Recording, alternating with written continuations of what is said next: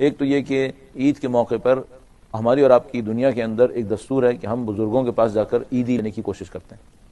عیدی لے اب تو کم ہوتا چلا جا رہا ہے, اب دینے والے کم ہوتے جا رہے ہیں, ورنہ پہلے دینے والے ہوتے تھے, ان کے پاس چلے جاتے تھے تو وہ کچھ نہ کچھ عیدی دے دیا کرتے تھے.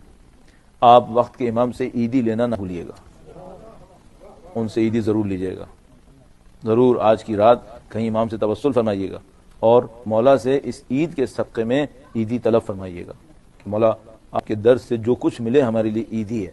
اور میں مشورے کے طور پہ یہ کہوں گا کہ عیدی میں کوئی چیز مت مانگیے گا, صرف عیدی مانگیے گا. کیوں؟ کیونکہ اگر میں نے اور آپ نے مانگ لیا تو اپنی حماقتوں میں کوئی چھوٹی چیز مانگ لیں گے, اگر انہوں نے دیا تو وہ خود بہت بڑی چیز دے دیں گے. تو آپ ان سے صرف یہ کہیے گا کہ مولا میں عیدی لینے آیا ہوں اور جو آپ دیں گے وہ میرے لیے عیدی ہے. میں تو مانگ ہی نہیں رہا, میں مانگ ہی نہیں رہا, میں مانگوں گا گاڑی مانگوں گا, گھر مانگوں گا, نوکری مانگوں گا, پروموشن مانگوں گا. ان چیزوں کا مولا کے سامنے ذکر کیا کروں, ان کے اوپر چھوڑ دوں کہ مولا آپ کا در کریم ہے, کریم در کے سامنے کھڑے ہو کر اپنی حاجت بیان کرنے کی ضرورت نہیں.